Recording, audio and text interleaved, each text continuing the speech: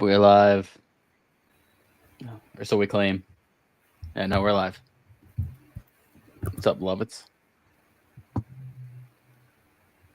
Wait, who said Will Smith was gay? I guess everybody. I mean, that's not a new thing, but there is some recent allegations. What do you mean it's not new? Who was he fucking back then? Kevin Kline or some shit? There's been word like throughout time. I mean, I remember hearing about this 10 years ago that he was gay. That he's like a Tom Cruise. But who's he fucking, like Jazzy Jeff? I think like during those times it was some agent or manager type guy that was the alleged boyfriend of agent. Oh, agent. Oh, I think he was black, but I think it was like a Hollywood agent. Yeah, that was fucking. Yeah, we don't have the Asian clip like stored, do we? That was just like a YouTube riff. That was just a YouTube thing, but yeah, that's a good one. Yeah. That's so maybe. I wish I had the recall because that would have been good to drop down there. But I don't remember. I don't know. I don't remember gay rumors, but maybe they were just. It was so long ago that I wasn't really aware. No, he's definitely one of those. Like Travolta, Tom Cruise, Will Smith, Hugh Jackman. I think those are the main ones. Anyone else? Anyone who's married to their Chris Evans, artist or hairstylist. I've heard Chris Evans. Chris Evans, yeah. Oh no, you know what? Is it new? Because that's kind of new. Like yesterday. But I think he got recently married or something. So maybe not. To a makeup artist or hairstylist. She could be. I mean, if that's the case, no. She looks like Portugal. She's pretty cute. Nothing like crazy, but yeah, they married in September. So that's a little. I don't know. He could have got married if he was trying to fake it. He would have got married way long time ago, you know. So I don't know. That one's probably not there. But yeah, I don't know anyone else. That's those are the main ones. Will Smith though, I've heard maybe isn't like Puff Daddy up there for that? Isn't that why Jamie Foxx got? I heard that he has taken out gay parties, but. The recent thing is he is being accused of raping like Cassie, who was on his label. Who the fuck is Cassie? Sounds like a cow. She had like maybe like one or two singles that did pretty well in like the early 2000s, and then it was kind of it. Oh. Well, also, by the way, I saw the Holdovers. It's pretty good. We'll go into that in a little bit. But the newest news is, and this is, big news. Snoop Dogg is done with weed. What do you think about that? I guess he's at the point where he doesn't need that to like brand or be associated with anymore. He's like so big and can sell anything. It doesn't matter. Yeah, I mean, he did that weed movie with Wiz Khalifa. The fuck was that? Was he in that? Do you remember like it was Wiz Khalifa and him? Yeah, we watched a little bit. They had like a yeah. Calvin Khalifa and somebody. Like the lead, and Snoop Dogg is like he's like a student, but he's like 40. Yeah, same. And then like same thing with like Mac and Devin go to high school. Yeah, they're like in high school when. It's sort of like that Rodney Dangerfield movie where his son's in college and then he goes to college. Yeah. Big Man on Campus? Is that what that's called? No, Back to School? Back to School, yeah. What's Big Man on Campus? I like that movie. There's an Oingo Boingo scene where they're in a bar and Oingo Boingo's playing, which is Danny Elfman's group from the 80s, and then there's like a bar fight, and his like driver. Wait, are we talking about Back to School or Big Man on Campus? Back to School. What's Big Man on Campus? It's like where like a hunchback goes to college in UCLA. Really? The fuck is that? It's also from the 80s. Do you have a trailer or anything? I don't have a trailer. I probably can find it. What the fuck that is? I've never heard or seen anything but that shit. I remember this one. This was definitely on Comedy Central. I thought you were talking about as was on Campus, because Dead Man on Campus is pretty good. I like that movie. That's with Zack Slater from Saved by the Bell, and who's the other guy? Here we go. Here's a He's big like the drummer in That Thing You Do, and then the guy who's like the crazy person. He looks sort of like he's related to Gary Busey, but I don't think he is. Oh, so here's the big man. Okay, I found this. College, a time for improving your mind. If you do not earn a B average this term, I will have no recourse but to flunk you out. And for getting to know your new roommate. Not me. Alex is living with the subject to help us monitor his behavior. Whoa, what the fuck? I want the two of you up all night talking and giggling, you understand? He may act a little strange. The dog goes woof, woof. Yes. Dog, call. And speak a different language. Did you just call me a Kamula? But here, they just call him Bob, Maluga, Luga, Luga, Luga, Luga. a freshman. Baby, dress, underpants. Before you know it, you'll be reading books. There once was a man from Nantucket. I know that one, Bob. Now they're teaching each other about food, I'd like a wing, two breasts, and a thigh. And you, sir? 2 faces. romance, Can you sit, honey? What is French kiss? and friendship. Hi, guys. Well, think back to when you were a small boy and people would first see you. What would they say? Yeah. Big Man on Campus. Throw plate, throw plate. Who plays the Hunchback? Alan Katz, I believe his name is. Reminds me of my cousin a little bit. Yeah, it's a weird thing. But by the way, I made a little clip to commemorate Snoop Dogg. So I thought this would be appropriate. Yeah, I made it. I actually made this.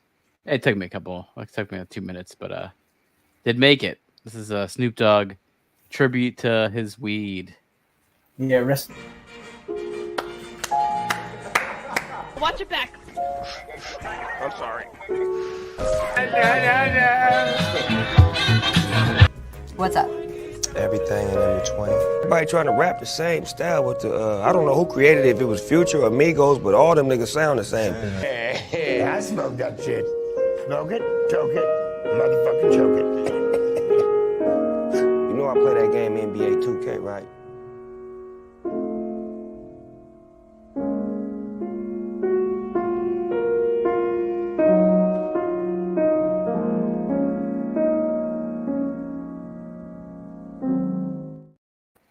There you go. Did you really make that? I actually did make it. I thought you were just gonna play that fucking video game clip. No, I did make that. Yeah. I put Claire de Lune to it and everything. Yeah, that what the fuck was that monster show with TJ Miller? Damn. When I remembered it and I saw the clip, I was like, I have to use this, but I can't. I still can't remember the. Glarf? I didn't care enough to look into it, but I thought what was that again? And then I was like, oh, yeah, it was okay. Honestly, it got grating after a while. It was just it was funny for a tiny bit. I mean, that's kind of TJ Miller in general. He's definitely a little Goreburger. You hate him. Goreburger. I mean, I like TJ Miller. Yeah, good. that's it. I know he just got canceled. He got canceled. For what? I forget. He did something I think he had an accuser come out or something against him. And then I think he did a bomb threat scare. It's really weird. It's very strange. He called in a bomb threat?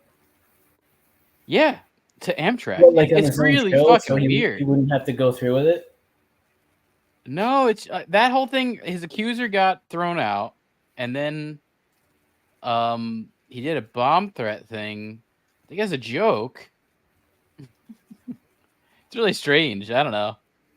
A bomb threat or a bong threat? Bomb, BOMB, not bong. Okay, I know we're talking about maybe he had people hostage, and he had it to his mouth, and whether he hit it or not, they're gonna live.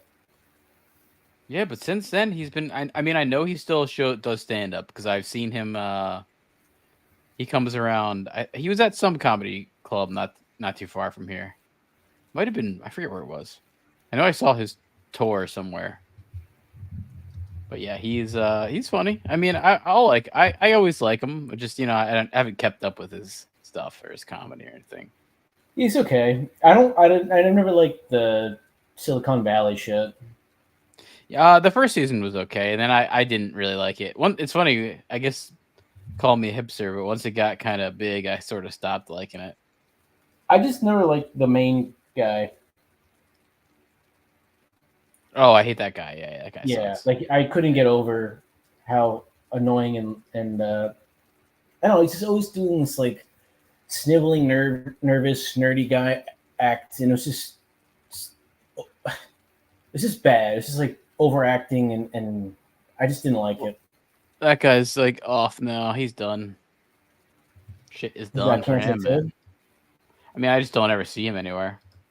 Good, because he sucked. Yeah, he did kind of suck. But yeah.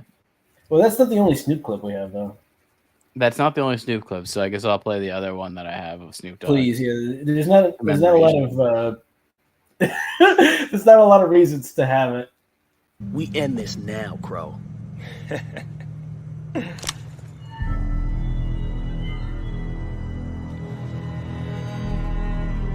Hey, man, what you waiting on? Shoot this fool!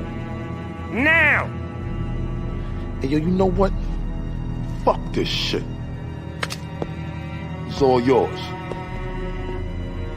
Looks like you got a morale issue there, brother. Fuck! Come on, man. Ain't no need for this. Just join with me. I earned the city fair and square. You broke the code. Fuck the code. D-Mob was always talking that old school loyalty bullshit. You from the streets. You know there's only one code out here that matters. Ride or get rolled on. Hey, hold up. Fuck this shit. Came in this fucking room and everything went fucking bad. Fuck this shit, man. Fuck. You would think he would know the script, right? Am I wrong? Crazy or am I crazy? I don't know. I don't think they consulted him. I feel like that might have been. He was just like vaguely knew the game was being made. He put up money, and then this was like his first time playing it. But yeah, it must have been. That's not even our only Busta Rhymes clip. We've got a diverse catalog. I got one more clip. Is that where you're referring to? What, this clip?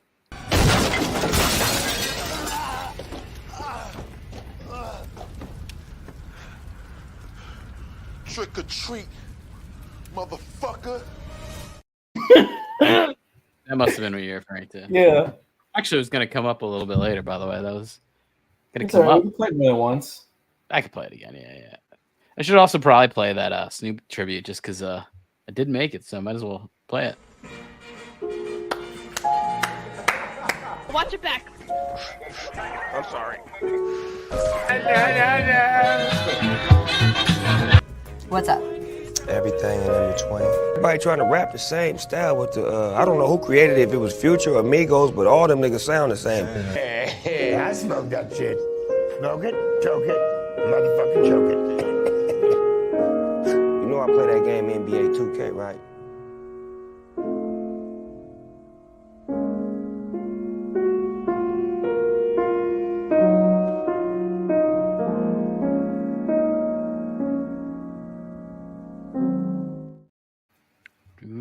I don't want to be critical, but you cut off the best part of when he was talking about the future sound alikes when he goes. Oh, was that happen there? Yeah, you never saw the full clip. No, I don't think so. I should have. Maybe I could have extended that though. That show was not bad. I actually watched it for a little bit, just randomly. Was that a YouTube show? I don't even know how it got on my feed, but it would be like just him and like whatever random rapper he got, and they just smoke and talk about random shit. But it was not bad. It was. Oh, I know why. It was because I was watching that Ancient Alien shit with Action Bronson. It must have been connected somehow. Could be that. Yeah. That shit was okay, but really wasn't much to it. Yeah. Oh shit, Bruce Bruce Springsteen's in Freehold these days. Back at the Freehold Diner there. What do you mean? I see some clips pop up on Twitter here. Somebody took a picture of him? Yeah, you know that little shitty diner that's like on Main Street across from... It's on that Federici's place. That diner sucks. Surprised he went there. I don't know, maybe. Probably I guess been he's there. going there. I don't know. The boss, man. I mean, he's all right. Just one of us. You know, he's just like a normal guy. Yeah. Just a lot more money. No, he's working class.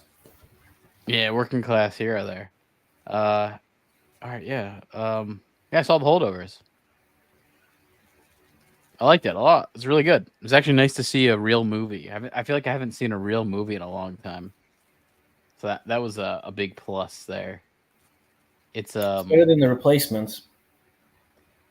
Yeah, it's just I've seen a lot of crap. The Keanu Reeves football movie. Yeah, I know what you're talking about. I think a lot of things are better. Most things are better than The Replacements. You know what I mean? Most things. But this was kind of like I don't know, like a Wes Anderson movie that wasn't up its own ass or something. That's the vibe I got from it.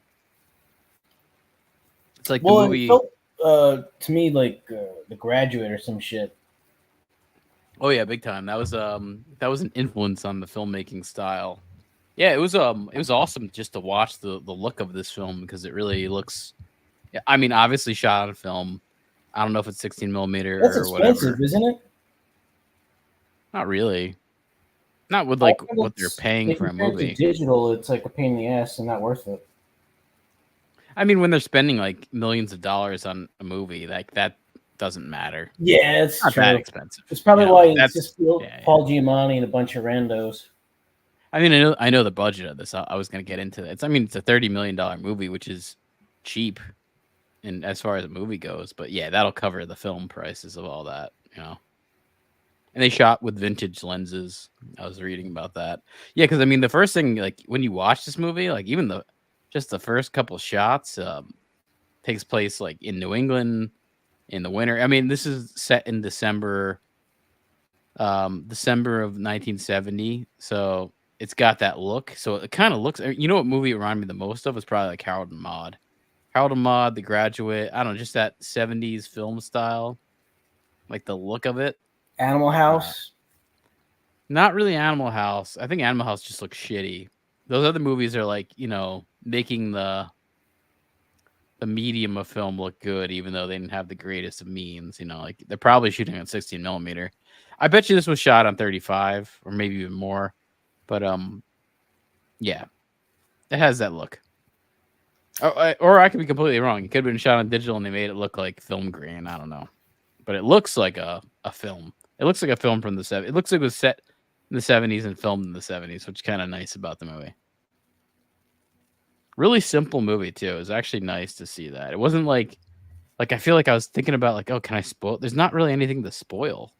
It's just a movie. I don't know. It's like, I mean, I'll play the trailer if we can get away with it. Attention, sir. He refused. Already one big detention. Son of a.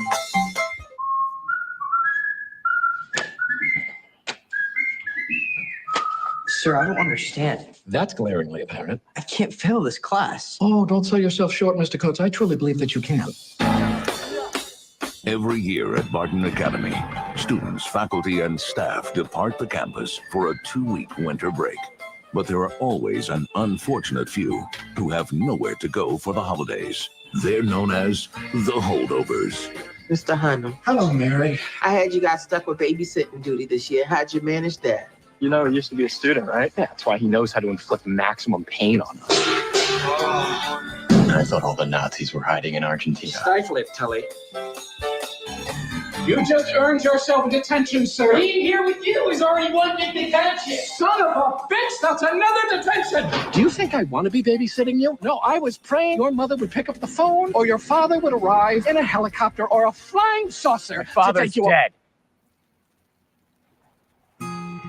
You don't tell a boy that's been left behind at Christmas that nobody wants him? What's wrong with you? There's nobody here, okay? You stay out of my way, and I'll stay out of yours. Let me sleep. Now, most of the kids dislike you, pretty much hate you. Teachers too. You know that, right? I find the world a bitter and complicated place, and it seems to feel the same way about me. I think you and I have this in common. I don't think I've ever had a real family Christmas like this before. Thank you, Mary. You're welcome. History is not simply the study of the past, it is an explanation of the present. See, when you say it that way and throw in some pornography, it's a lot easier to understand. No matter what you I'd like to propose a toast to my two unlikely companions. Are you trying to lick down my shirt? No. Yes. You're going to get me fired. This is your Rubicon. Do not cross the Rubicon. The Holdovers.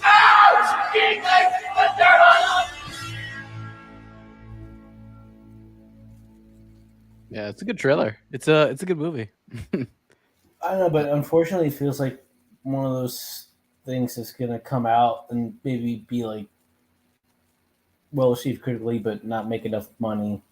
Yeah, I think it is that. It definitely is that. Because I mean, to tell you the truth, it's like I watched this in theaters and I was like, yeah, I didn't need to watch this in theaters. Was it empty? No, there were some people. That's good. There was like 2 other people, but yeah. So not a lot. I mean, all this stuff. None of them feel like they've been profitable or like It's kind of maybe the one that had George different type of Clooney in movie it, though. but that's Because probably it. Like as far as like, just because maybe one name being enough to like draw people in, but even that, it's a different thing though, because this is an awards movie. You know what I mean? Like they're putting this out to get awards, which they will. I'm gonna tell you that now. They're gonna win for what, awards like for it. screenplay and God, I don't mean to be like super racist, but You just earned yourself a detention. this black lady who's in the movie is gonna win Precious? an Oscar. Was she? I mean, Precious? no, I've seen her in a few things, but she's not Precious. But Oh, she had a good role. I wouldn't say she was, particularly great, but she'll be nominated for supporting actor. I thought I was. She'll definitely be nominated for supporting actress, and I'm gonna say this is a good bet to vote for her. Davine Joy Randolph. It's a really good bet to vote for her because she was good, nothing crazy good. Like everyone, like the 2 other actors were. Really I don't know. good. The last time we made those kind of like underdog bets, they all lost because that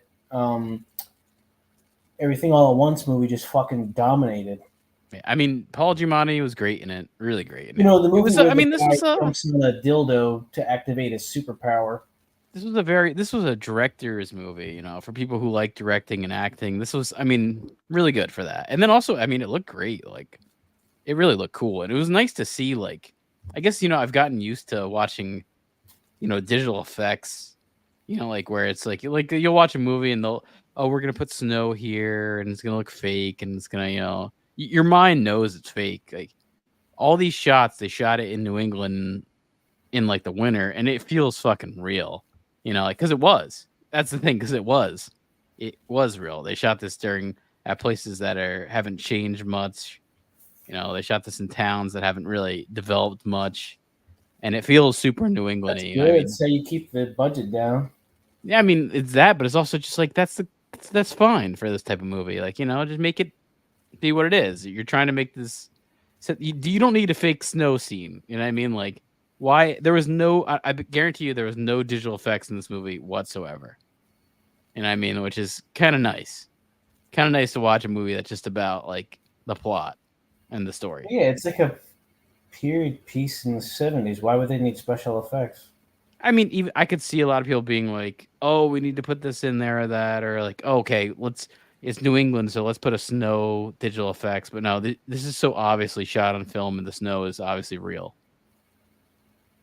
And it looks really nice. The plot's pretty obvious. I'll get into it with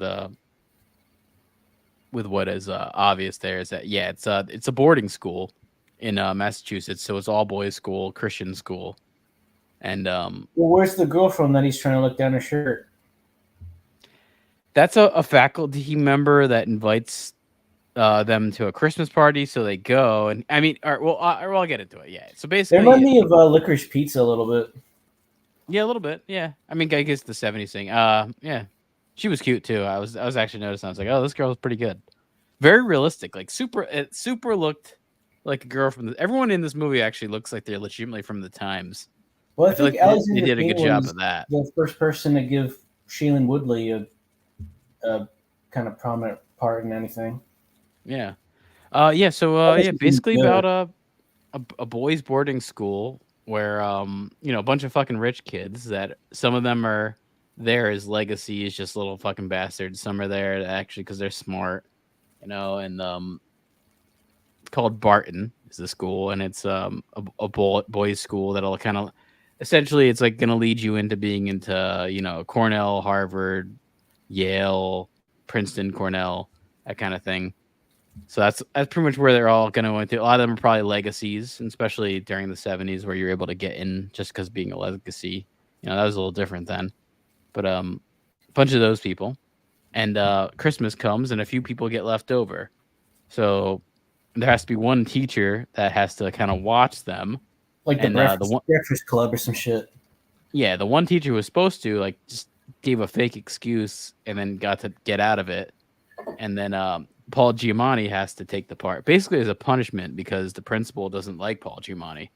Paul Giamatti, no, but Paul Giamatti refused to pass a senator's. Like, there's a senator's son who was at the school, and he was like a real dumb shit. And Paul Giamatti refused to pass him. He refused to give him a good grade, and so that's kind of why the principal's taking it out on Paul Giamatti. Wait, what happened? There's a part where it's like, well, this is just spoken about, but the principal wanted Paul Giamatti just to pass this kid to give him like a C+ just to get a passing grade. Oh yeah, that was in the trailer. Well, that's not. Then it's a lot of it's from the like Paul Giamatti is because he fucking had some nepotism going on that Paul Giamatti fucked over. Yeah, he fucked over that stuff, but it's also he's got a lot of pride for his position. He's that kind of guy. Yeah, and also it's very noted that he smells like shit, which is a funny part of the movie. Stinks. I mean, Paul Giamatti looks kind of like he stinks. So why he doesn't bathe? No, he's got some sort of disorder. It's mentioned gland thing? Something like that. But yeah, he does stink, which is funny. Everyone talks about that, so that's kind of I mean, geez, you know what's funny? Yeah, it is funny you say that because he does look like he smells. He does look like he smells. So I was thinking, the casting's right on that. Old people look like they smell because they're old, but their looks bodies like are decomposing in real time. But yeah, I was I mean, again, this is when I was watching, I was like, this is good and I really like it, but do I need to see this in theaters? And the answer is probably no. Ever again? No, I would actually probably watch it again. I actually liked the movie a lot. I would watch it again. But what's so great about it? It's just a good. I mean, the filmmaking's really nice. I thought the acting was good. The story is decent. It's not a bad movie at all. It's very, it's a very good. It's a Christmas movie. It gives you this weird Christmas vibe of It's a good Alexander Payne movie where it's got the depression mixed in with stuff like that. So it gives you a good vibe. The depression and the dark humor, like and About Schmidt. Yeah, and it definitely has a lot of funny parts. Like the Descendants, he's good with his comedy. His wife getting killed in like a speedboating accident. That's not that funny, but it's still kind of a funny movie. Yeah, no, he's a funny director. I mean, all the plots are pretty good. They're a good dark comedy. About the the father dying or some shit. I can't even remember. I saw it so long ago. And yeah, I mean, it looks really nice. I really like the look of it. It's awesome, like shot, and it does look nice. It's a very realistic movie. Being in black and white, did that bother you? Because yeah, I mean, I didn't really like Nebraska that much. I thought it was okay. I like this better than Nebraska. I'll say that. And I do like Bruce Dern, so it's like. Wait, doesn't Bruce Springsteen have an album? name Nebraska? I think he does. Weird. I think he does. It's all coming full circle. It's full circle. But yeah, also definitely all the kids, like Kevin Bacon shit. All the kids in this look super 70s, and you know, Well, I hope so. I mean, I don't know. It was a cool vibe. I kind of like. I guess with storytelling and maybe even literature, I like that. I like that New England boarding school, private school type story. I don't know. There's something nice about it. It reminds me of a Separate Piece. I don't know if you remember that book, A Separate Piece, but it gave me vibes of that. There's a lot of good vibes. There's a good. It's a book called A Separate Piece, or even like God, it's like a book about these kids at a private school, and kind of just about that. And then I think a kid gets pushed off a tree and then like dies or something, and then it's a weird plot. It's not a super interesting plot. Sort of like that. What's that Robin Williams movie, Dead Poet Society? Yeah, I mean that's a little different. This is let me see, A Separate Piece. You got a trailer for that too? I don't think they ever made a movie of it. Do they make book trailers?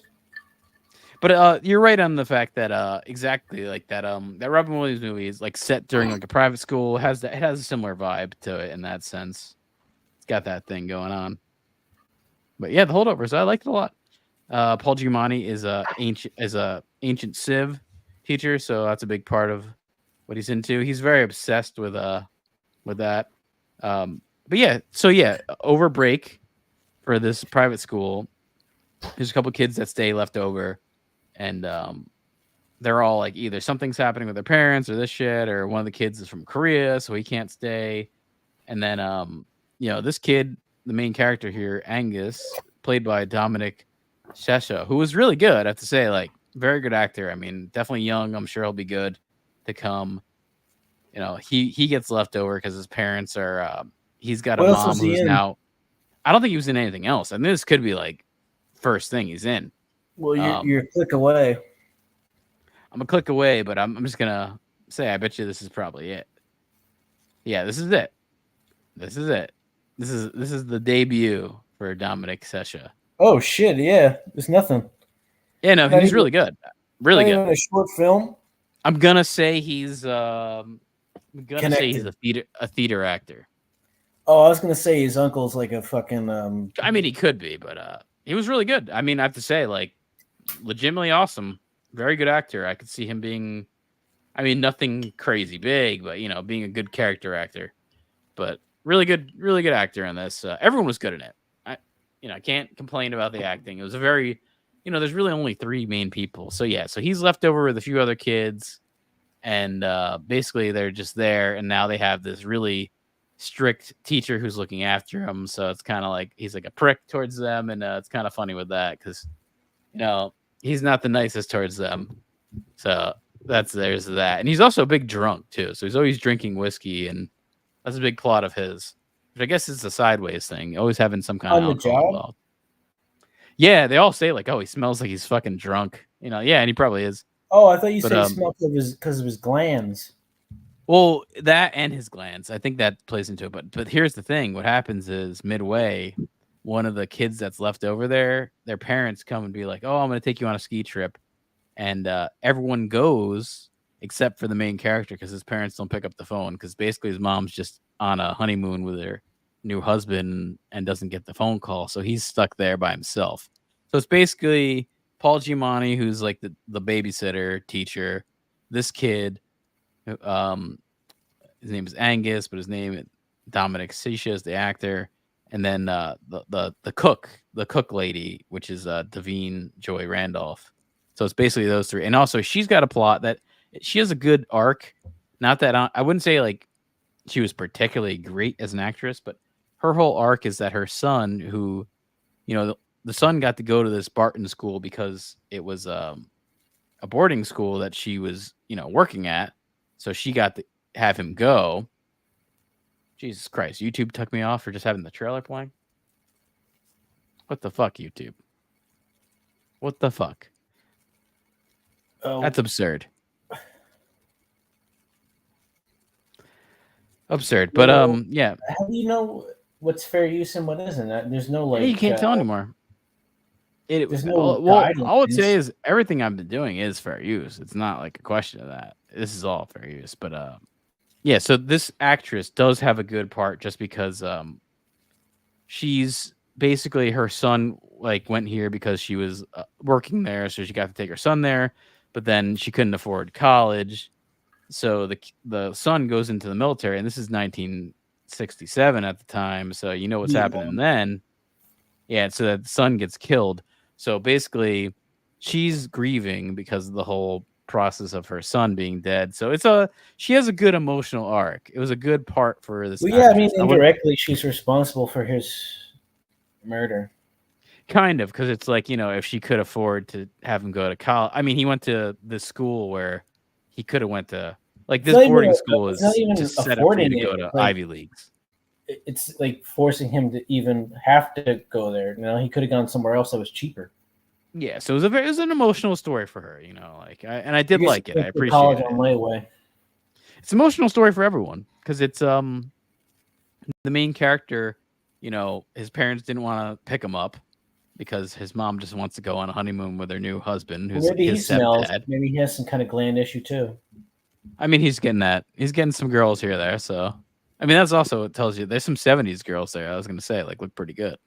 Kind of. It's an old boys school. What the fuck you mean? No, I mean he goes to a party that he gets invited to by a faculty. There's a little like a kind of like a secretary lady that works that invites Paul Giamatti that you think like, oh, maybe Paul Giamatti can hook up with this girl. And then she's like a secretary lady. So it's like kind of seems like Paul Giamatti will, older woman. She is older, but it seems like, Who's maybe that? this who plays that part? Let me see if she comes into the pictures here. I don't think she's in the trailer. She wasn't in the trailer. Do you think she's pissed off about that she didn't get shown? She didn't get shown. Actually, here they're at the party. Like in a couple of these photos, they're at the party. Where that girl, little clip, where that girl comes in, like is the niece of that girl. Let's see if she kind of pops up. Maybe she will. But she is kind of like nice. She's nice to Paul Giamatti. She like brings him. She's like the only one that's nice to him. So it's like you kind of assumed like, oh, maybe this lady is interested in Paul Giamatti, and then she invites him to the Christmas party, and he takes the cook lady's invited as well, and so she takes he takes the kid because there's nothing else for this kid. He's the only one there now, so it's like he's a little bit more nicer towards this kid because there's nothing else to do. Oh, here's Alexander Payne in the shot, which is cool. But yeah, so you think like Paul Giamatti can maybe hook up with this girl and they're like nice Grimace. and everything's there's like it's going good with him and her, and then like her boyfriend comes and she's not gonna be Paul Giamatti. Grimace, we got a clip for that. Oh yeah, we got a clip for that. Oh, the Trump clip. Do we have more than one Grimace clip? I have one Grimace clip thing with Trump, but that's it. That video never took off. I feel like he's pretty relevant still. Because that shake, right? We need some hamburger clips. Oh yeah, there was that Grimace shake thing where you drink it and you die. Yeah. That TikTok fucking fad crap. But I think most people probably have moved on. I think most people moved on. Now, what are they on? What is the new trend of that now? I think that's one of the better. Here was this lady, Miss Lydia Crane. Because the nice thing about eating Tide Pods is you can weed out absolute morons that this was the actress able to procreate. She was an attractive older lady. Yeah, I feel like I've seen her in some shit before. And she wasn't like she's not that old. Come on, we're old. She's older than us though. Well, I guess she's like dog years. Might as well be like add on another 10. Yeah, we might as well be we're half in the grave at this point. Half there. I mean, it depends. Like you don't know what you can like. If you're gonna die at 30, you could have a midlife crisis at 15. Yeah. Yeah, but I have to say, really good fucking part by Paul Giamatti. As usual. When is he not good? Other than that, he's always good. Come on. That Malcolm in the Middle movie with Amanda Bynes where he's like all blue. And he probably was even Big good Liar. in that. I'm gonna say I bet he was good in that. I don't remember it. I don't know. If he's good in Big Liar, you got to show me. I mean, also, when looking into this movie, and again, I would say this is a great movie. Go watch it. Probably wait until it goes out on streaming because there's no real reason to watch this on theaters. So I can say that. No, the only reason to see anything in theaters now is for like extremely good visuals. Dune yeah, or exactly. fucking yeah. I would definitely recommend go see Dune. Yeah, I feel like you're down to go see Dune in March or whatever. I feel like we should see Dune. Yeah, but we might be dead before that shit gets released. We could be gone. Yeah. You know what? It might sound sick, but if that fucking Snow White movie ever gets to theaters, I want to go in with like a dopey hat where you like film everybody secretly. Like a GoPro? Yeah, GoPro. No, actually, I want to go in with like a really obvious one and just get like an audience reaction. And then after the movie's done, I want to like stand outside the theater and just ask everybody questions of what they thought about it, Yeah, exactly. Some like man on the street shit, get like one of those. What are those microphones that like go on your collar? Yeah, a lavalier. Yeah, I want one of those, and I'll wear like some 70s flea market suit, so I look kind of professional, like some Robert Siskel and Ebert type of critic, and I'll grease my hair back like Neil Hamburger. Yeah, this movie, by the way, made me think of like there's a nostalgia for old times, but also you realize how old times weren't so great. There's a lot of boringness to the old especially times. if you're black. Yeah, your mom's a cook and you got to go to war. Yeah, you had that vibe of blacks being a little less. But you go back a little further, it gets a lot worse. But yeah, she was good in it. Again, like I said, she was definitely. Out of everyone there, she was the worst one on screen, but I guarantee you she'll get Monique, the black lunch lady guy, like lunch lady, not guy. What I'm confused by is like, why wasn't the Precious Lady in that role? Like now, the Precious Lady must be sweating. She's already sweating, but now she's sweating, like thinking, like, "Geez, I got competition for this type of shit." I thought I had this role on lock. Yeah, but I was looking at this is from AP, talking about the influences for Alexander Payne. By the way, this was really good. It almost made me wonder. I wonder if Alexander Payne's got his own website and shit. No, this is AP News. But I was wondering. Not AP Alexander Payne. This is AP Associated Press. I got confused. I thought this was like a site dedicated to Alexander Payne news. No. What's it stand for? Also, I loved how actually Paul Giamatti and that black lady are always drinking whiskey, so there was some niceness to that. And I'm drinking. I like whiskey. I got a cherry Coke from Rite Aid. It was on sale 2 for $1, so I'm mixing that in with some old ass. What was that one that Hazel told me about with the cork and shit? I still have some of that left. Oh, I'm drinking a 10-year aged version of that. It was $100 for a bottle. Yeah, I don't think I paid 100. I feel like I paid 50. Yeah, you paid 50. This is like double the price. It's a 10-year aged bottle, and I was like, you know what? I'm gonna fucking try it. It doesn't taste any different. I won't get this ever again. It was a waste of money. Tastes like. I'm taking shots, so. Well, that's the thing is. Do you really taste any difference from expensive stuff to cheaper stuff? I don't know enough about. No, honestly, to tell you the truth, not really at all. Any kind of difference. I just get. I'm taking shots of I shit. Try and get so not like really cheap, shitty stuff, but I want it to like be okay. I just feel like the really cheap, shitty stuff is just. I don't know. Like I don't want it to be like gross or anything. No, yeah, I'm taking like shots of shit. So, and I fucked up. I bought some Fireball and mixed it with Coke, and it tasted horrible because it has that cinnamon shit. Fireball's kind of trashy. I know it, but they always sell it like when you're at the counter. It's like that. It's like when you're checking out, or like when you used to before self checkout, and it'd be all that shit sitting there, and it's like you're waiting. It's like, fuck, I'll buy this. You know, that's how they get you. Oh yeah. Or did you get the little like? Yeah, it was like an airplane bottle. Yeah. Okay. I was like, fuck. That's real white trash. No, actually, you want to hear something fucked up? When I was working construction, there was this black guy I was working with, and we would go for lunch to McDonald's, and he would buy $2 menu items, which were just like 2 hamburgers, and then there was a liquor store like from walking distance to McDonald's, and he would go and buy a couple airplane bottles of Fireball, and that was it for the whole day. He ate a couple dollar hamburgers and just drank airplane bottles of whiskey. And like, oh wow, you would have thought he was on like some kind of stimulant, you know, like he had the power of like fucking 5 men. Like he was just going crazy the rest of the day. That's definitely rough.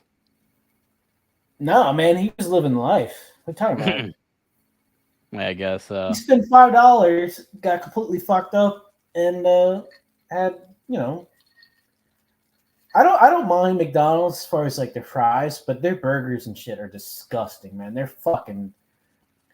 Like, I remember. Well, I think it's like complete trash. You know, like that was the first time it hit me where like when you see the commercials, they're so manipulated and like they spray all kinds of weird shit on it to make it look good. Because when you get that shit in person, it's just like a soggy pile of depressing shit. You know.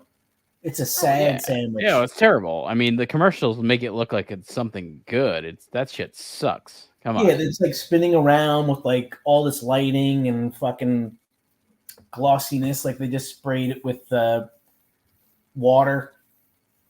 It glistens, you know. It's like glistening and shit. And then you get it, and it's like this. It's just a sad sandwich. Yeah, I mean, it's like wet and kind of floppy and pressed down. No, it's not even wet because it's like been sitting for a while. It's just that's how you get it once it's fresh, you know. Yeah, it's got the, you know why? Because the microwave brings all the water out of it, makes it all fucking. It's already greasy, but it makes it like just instantly wet. Like the bread just gets all fucking.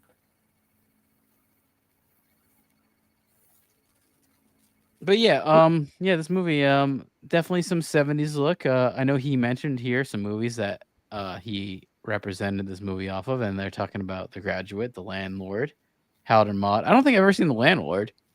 Harold and Maude, The Last Detail, Paper Moon, which I've seen Paper Moon. Out of all this, I've only seen The Graduate, Harold and Maude, and Paper Moon, which same here.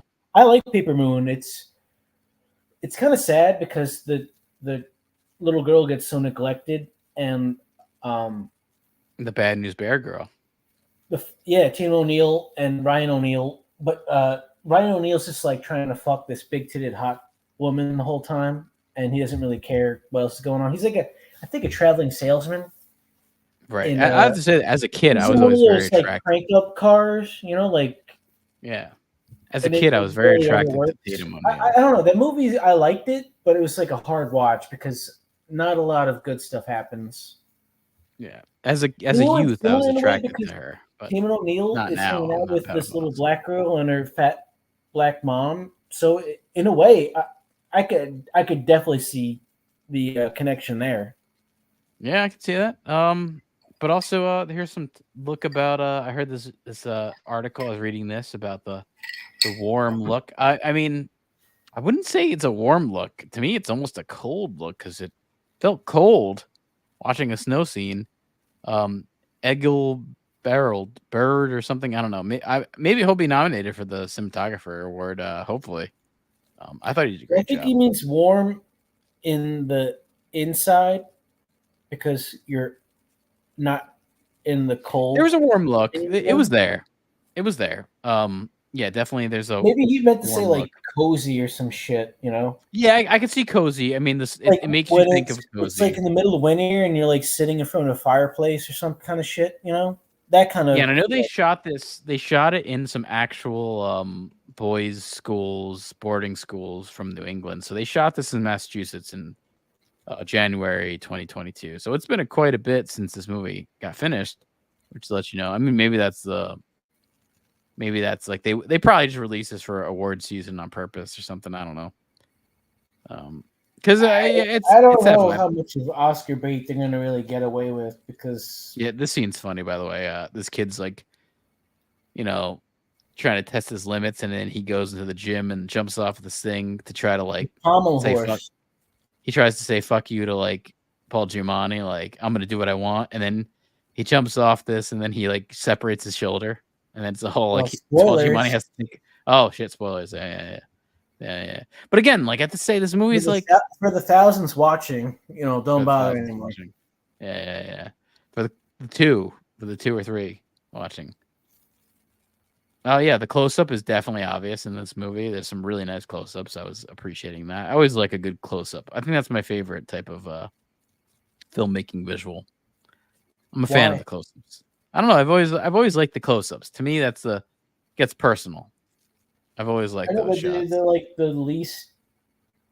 That's my favorite shot. I love close-up type shots. I don't know why. I couldn't tell you exactly why, but I like them. Wait, does he hold her hand or no? Yeah, that's a part towards the end. I don't want to go into why. Well, it's too late. You already ruined the entire movie for everyone.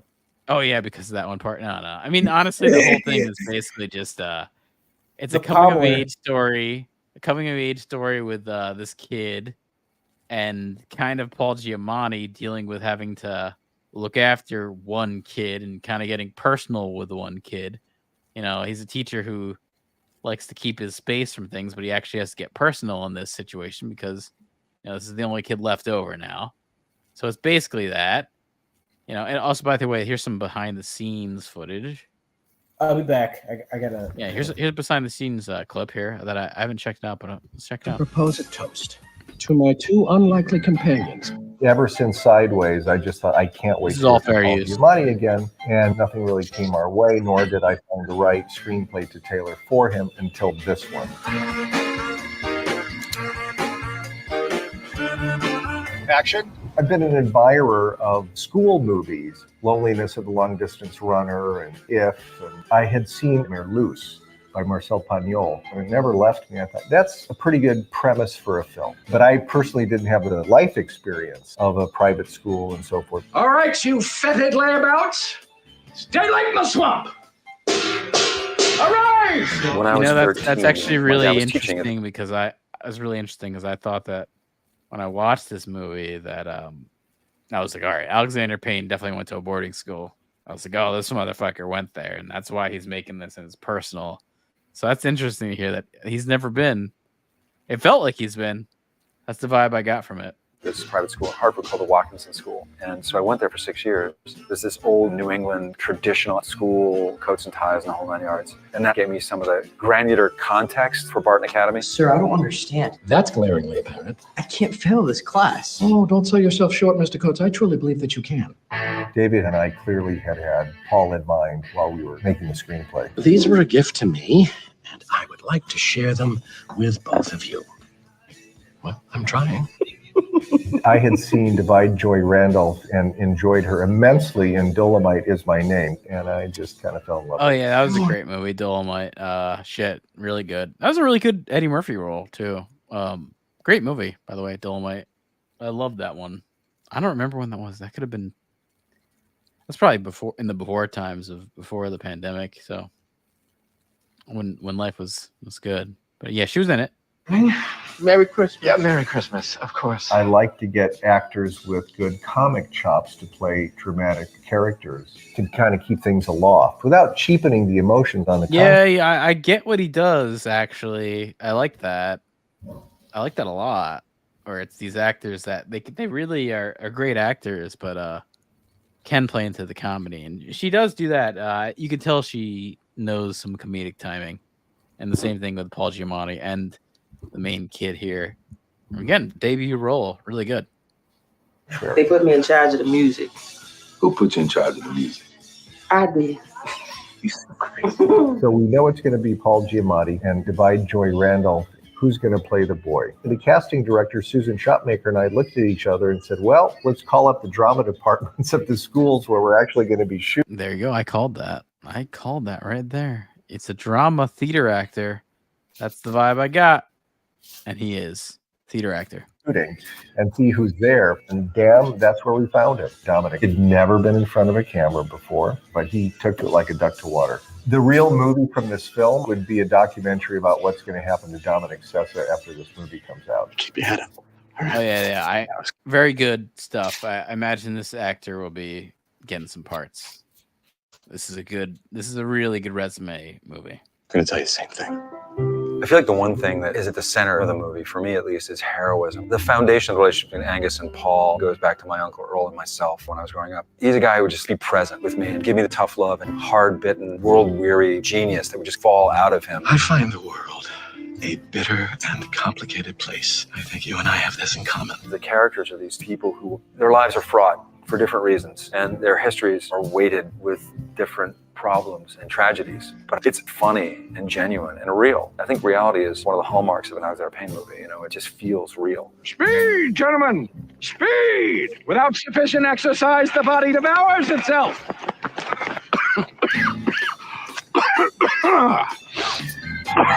It sounds hyperbolic, and I'm sure it is, but I just think Paul Giamatti is the greatest actor.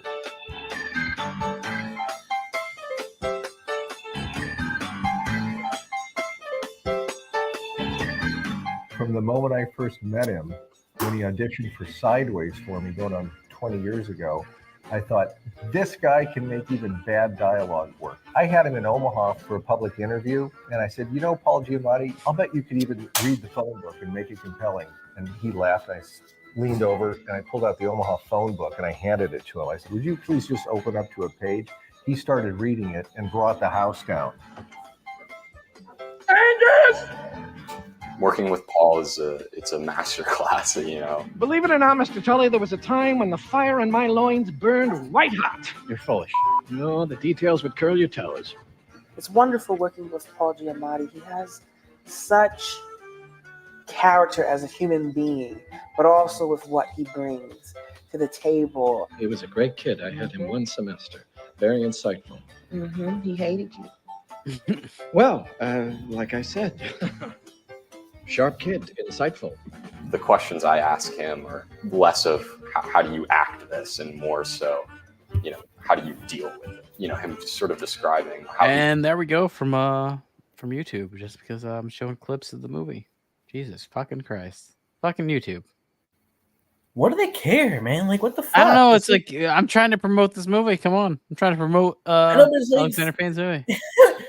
No one's watching. Like, what's the threat? Who fucking cares? I don't get it. I don't get it one bit. Fuck. But yeah, Paul Giamatti, man. I mean, it makes me think of American Splendor. That's a great Paul Giamatti role. It's one of my favorites. He is really good. Yeah, I mean, I think Sideways is his best, but American Splendor is probably my. That's up there, man. John Adams is up there for me. That's a really good movie series for him. Yeah, I've never seen Billions, but I'm assuming it's good. I've never seen that show. Billions? Yeah, it's a show I think about an accountant or an attorney. I don't know what the fuck he is. He's in it. It's a Showtime show. I never got into it, but it's one of those TV shows that's been popular for quite a bit. Yeah, I never got into it. I never heard of it. You never heard of Billions? I'm surprised you never heard of that one. Who's in it? Paul Giamatti, Damian Lewis, who is that guy from... if you saw his face, you'd know exactly who he was. He's in Dreamcatcher. You would know him from that, probably. Kind of. With Duddits? Yeah, he's like the British guy in that. Well, I don't think he's British in the in that movie, but he's the British actor. Damian Lewis. I was pretty. Search Damian Lewis. You'll know exactly who he is. My recall. I know you'll know who he is. He's a good actor, actually. I always like him and stuff. I mean, more and more when I actually hear about this Billions, I'm sure I would like the show. I just don't really know it.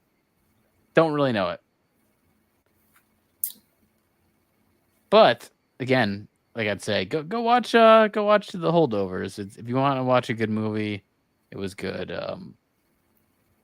Only made for $30 million, which today's day and age is really fucking cheap. Well, can you give it some context? Like, can you compare it to something else? Yeah, I mean, She-Hulk, each episode was $25 million. So, one episode of She-Hulk that was fucking horrible was $25 million. Jesus Christ. So, like, that also makes you think of, like, Jesus, man. Like, they're spending money on this when, like, again, like, this was a good movie. I really enjoyed it. It was a great movie. Like they made 10 episodes of She-Hulk for $25 million each. That could be at least 8 nicely made indie type films that are at a high budget. You know what I mean? Like, because again, I would put Holdovers as like, you know, in today's day and age, not the big Hollywood system. It's an indie film, really. You know, like even though I know it's backed by, you know, Focus Features is backed by Comcast or something, but still, you know what? Compared to the Marvels, it's an indie movie. So imagine having 10 more indie movies instead of having She-Hulk. You know, I would rather have that. Something would have hit probably at that point. But that's what we got to deal with. Yeah, I mean, did She-Hulk make any money? And does anyone even remember it at all? Oh, we don't really know because the streaming shit, but I'm gonna assume not really. This movie, I'm sure, is not gonna make a lot of money, which is unfortunate. Yeah, it looks like domestic box office. Well, it depends if it makes money relative to what the cost was to make it. I mean, this will get its money back. It'll get its money back, and like I don't think I've seen any fucking advertisement for Hopefully this. Hopefully it does, because I want him to still be able to make movies. You know. Oh, I think this could. See, this is a different type of movie.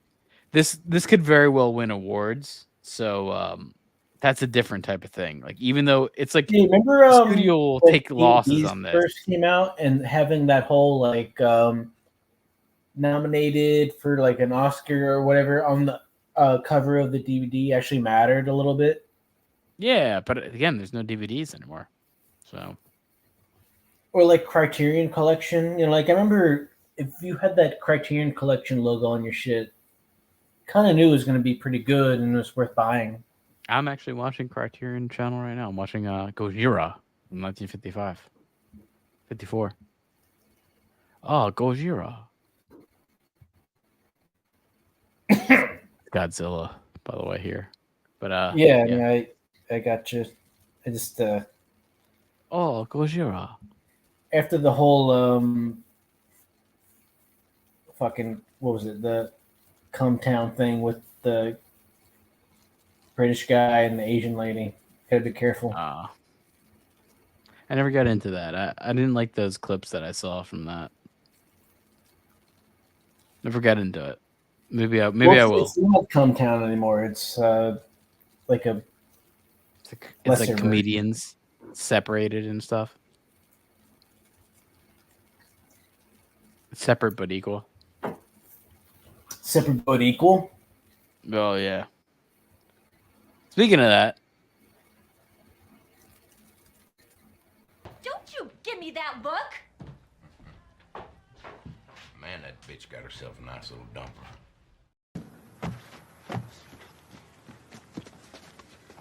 Is hers? Tell me! Yes, I think yeah. How'd it get burned? How'd it get burned? How'd it get burned? How'd it get burned? I don't know! He said no gag gifts, and Julie gave me chode jeans, and I almost killed myself. What are chode jeans? Chode jeans. They're jeans for a chode. Size 54 waist, 10-inch legs, fucking junk. Julie gave them to me. It was just a joke. I almost killed myself, Julie. Russell.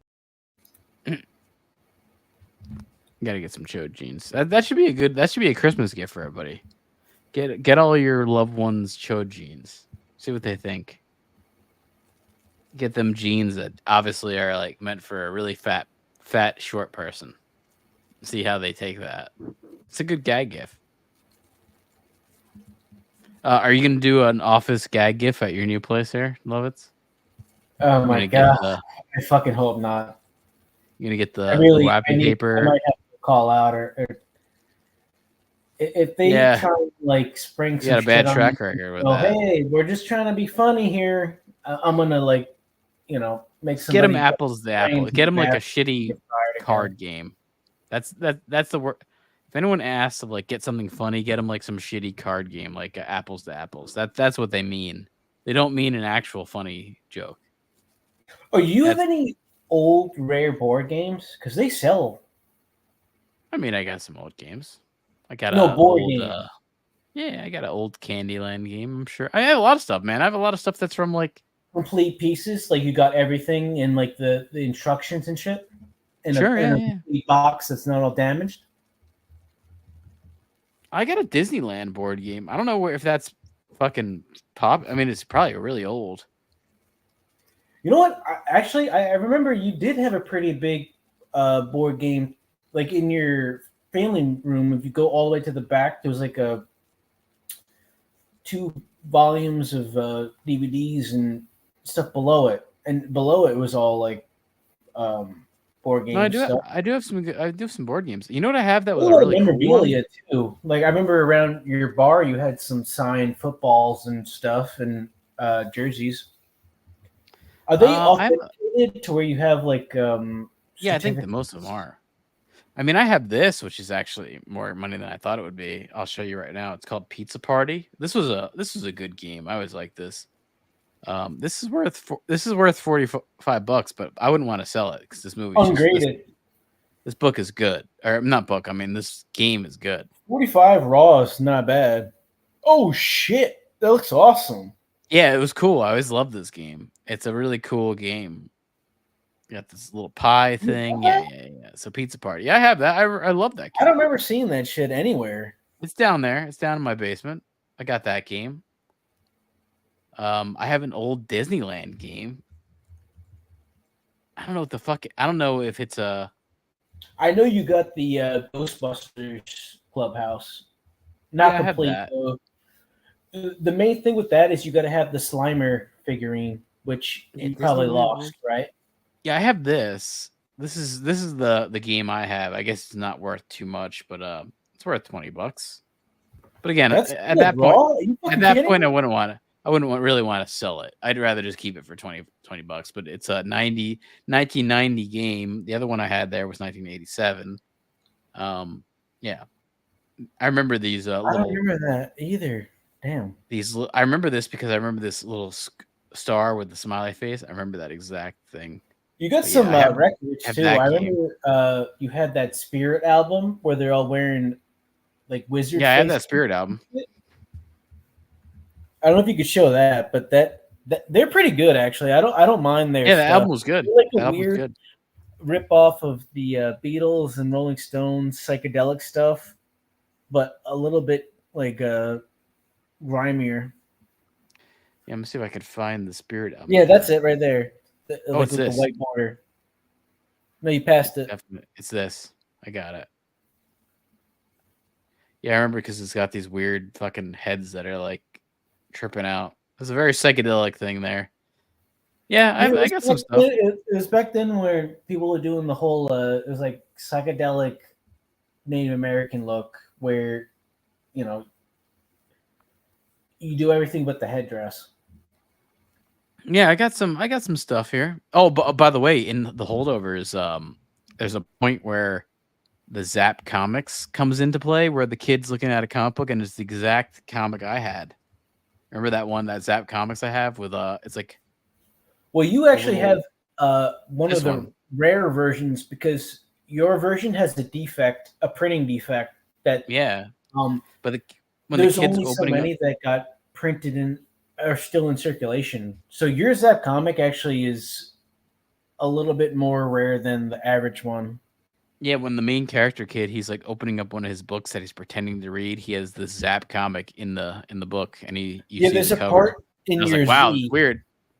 Where there's a little yeah, right in the Z. There's a little like in the Z that's here, that's an a A pretty or rare something. edition that people look for, even if it's like, you should get your shit graded, because even if it's in a low grade, having the authenticity and just making people aware that it's real is a big factor. So you should look into doing that. I know there's several companies.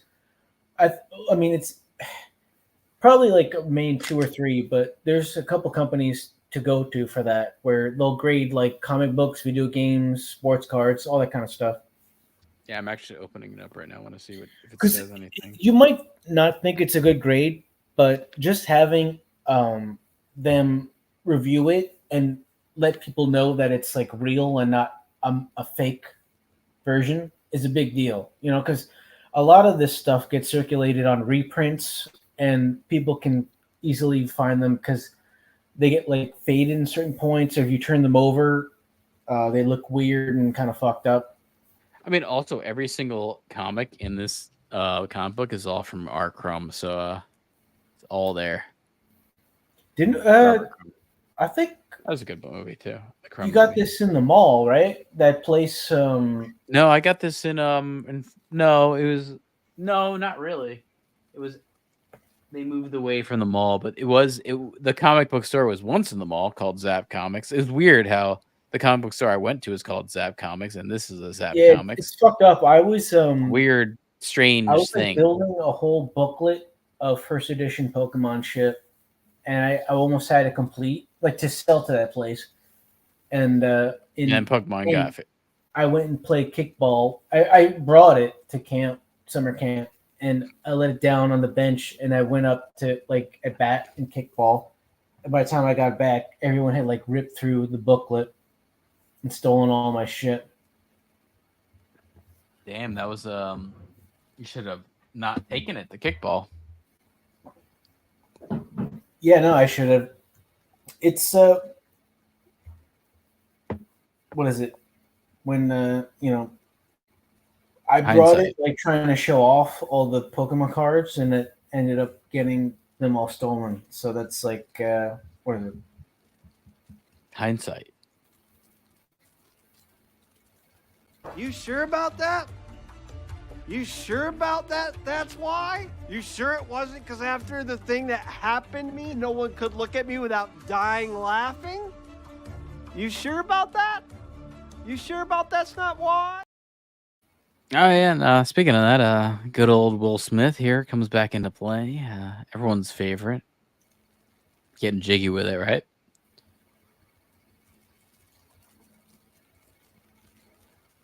Welcome to Miami, right? Is he even from Miami? I don't know what he does. Why was that part of his requiem there? Why was that his? So is Will Smith gay? I don't know. Yeah, you know what? I don't understand the Miami shit. I think it was just the name of a song. Yeah, I guess so. I mean, maybe it's because it's super gay there. It's really gay. It was a pretty gay music video. Like if you definitely have seen the "Welcome to Miami" music video for. Yeah, I've seen it. I'd say most things shutting our shit down every other fucking. Oh yeah, yeah. Most Will Smith things are kind of gay.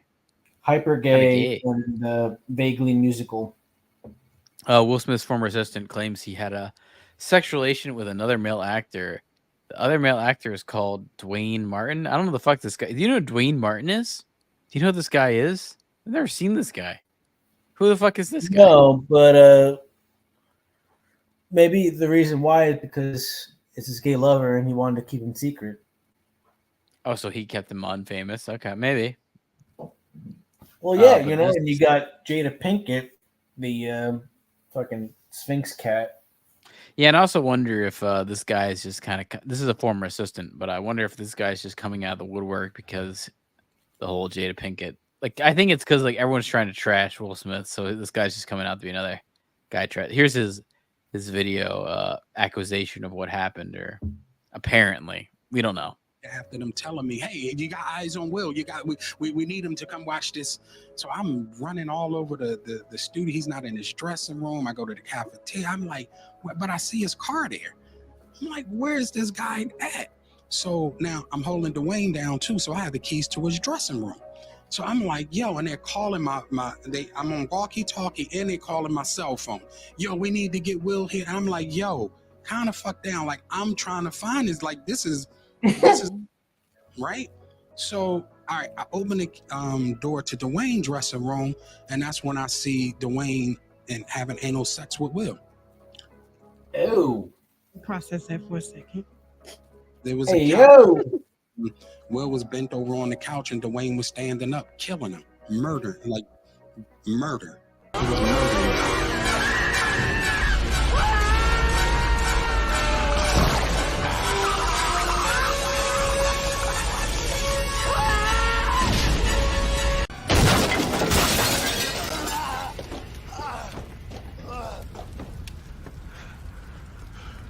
Trick or treat, motherfucker.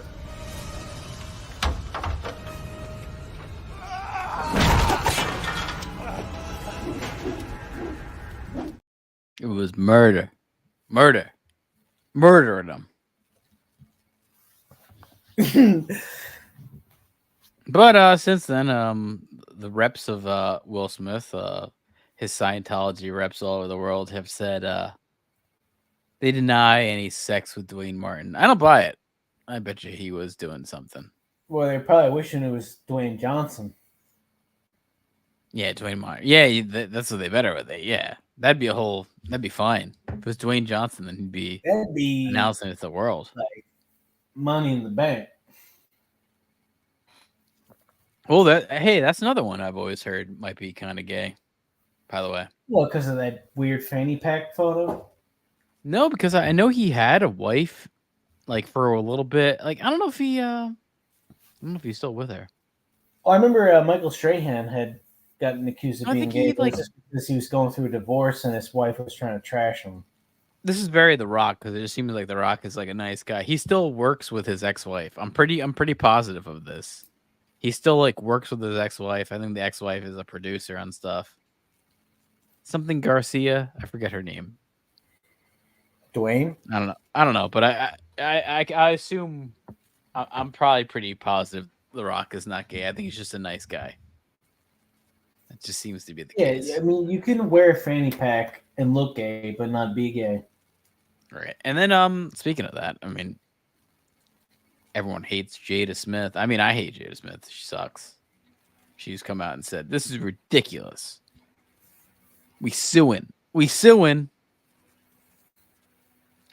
So apparently this guy, I mean, again, I don't really buy it. This guy's story just fucking meerkat. This guy's story kind of sounded a little sensational. Oh, really? It sounded sus. Yeah, I would say it sounded like he wanted some money, and maybe he's just trying to go after Will Smith because everyone's else talking about Will Smith. And here's Jada talking about it. The rumors out about Great.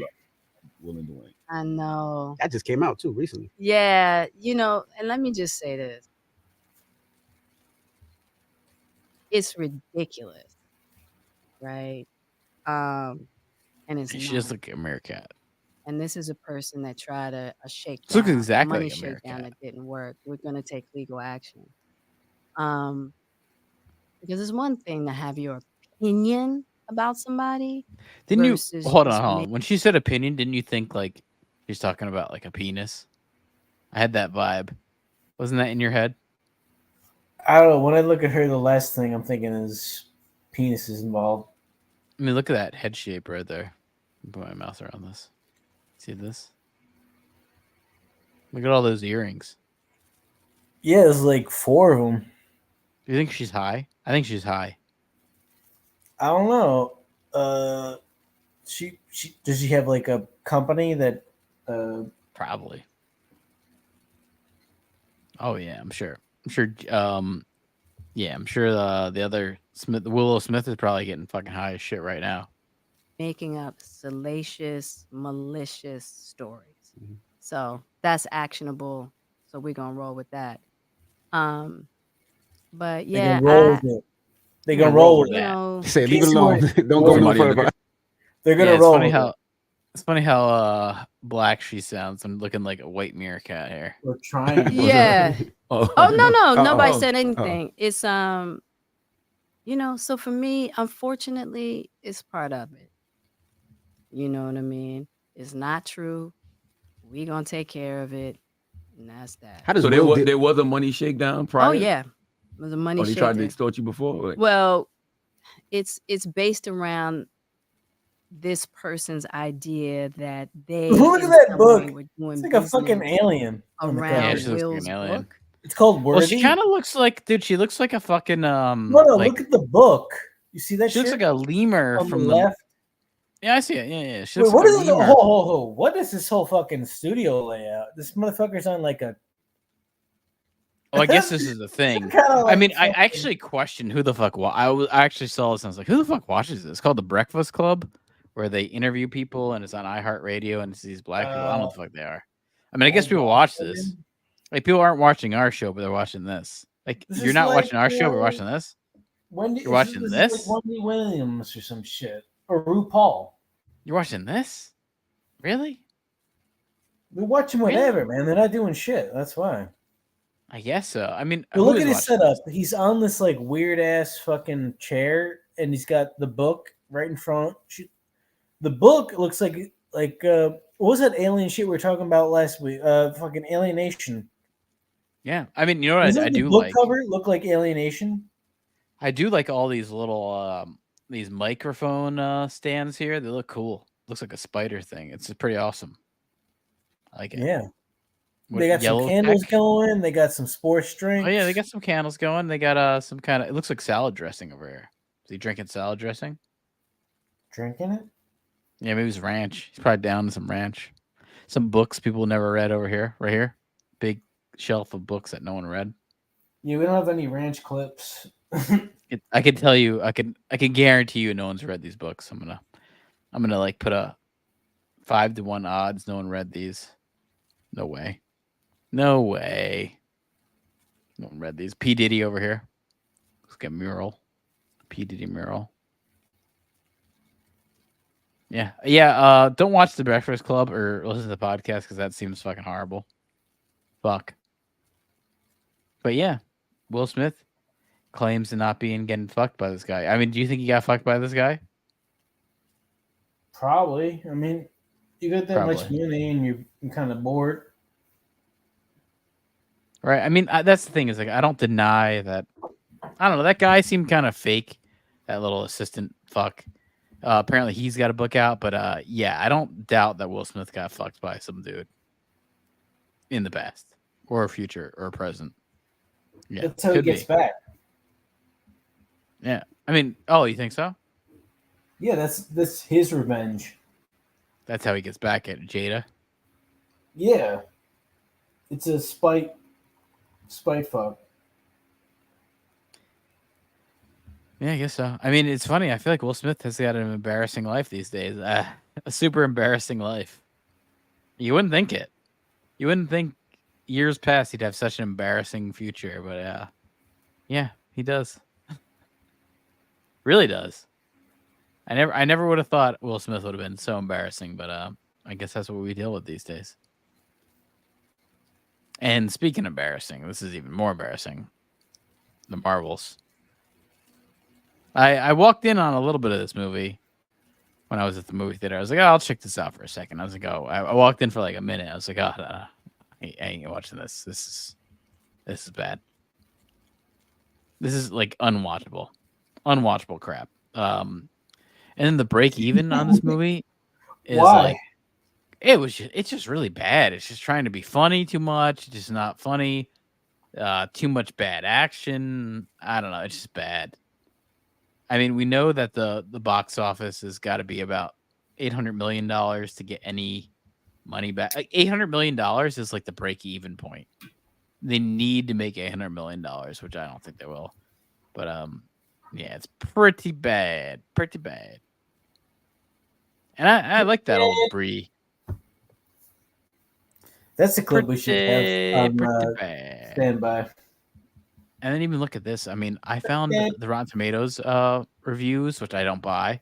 This I buy. You know how everyone here is saying they buy Metacritic. You don't believe it. Metacritic is saying 3.6 for this score, and I'd say that's accurate from what I've 5? seen of this movie. Yeah, I think out of 10. Out of 10. Oh, okay. Yeah, I'd say that's accurate. That's accurate. Yeah, because Metacritic is very 5, harsh. it probably wouldn't be looking red. Yeah. And I know we had an opening weekend that now has passed, so we can now talk about how this is a flop. This is a box office flop for sure. This is the lowest Marvel movie weekend of all time. I guess we can keep saying that. I'm sure we'll say it for the next one. $47 million, lowest Marvel opening weekend of all time. Worse than Ant-Man. Worse than Ant-Man.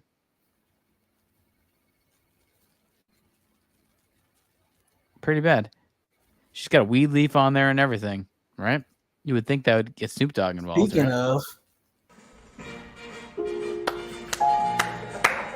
Watch it back. I'm sorry. What's up? Everything and in between. Everybody trying to rap the same style with the, I don't know who created it, if it was Future or Migos, but all them niggas sound the same. Hey, I smoke that shit. Smoke it, choke it, motherfucking choke it. You know I play that game NBA 2K, right?